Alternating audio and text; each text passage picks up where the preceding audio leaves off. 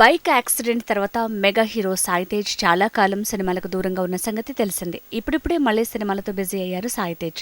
Sukumar writings వారితో చేతులు కలిపిన సాయి తేజ్ సినిమా షూటింగ్ లో కూడా పాల్గొనడం మొదలుపెట్టారు.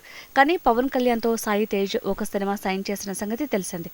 తమిళంలో సూపర్ హిట్ అయిన వినోదియం సీతం అనే సినిమాకి రీమేక్ తెరకెక్కుతున్న ఈ సినిమాకి ప్రముఖ నటుడు మరియు డైరెక్టర్ అయిన సముద్రఖని దర్శకత్వం వహిస్తున్నారు.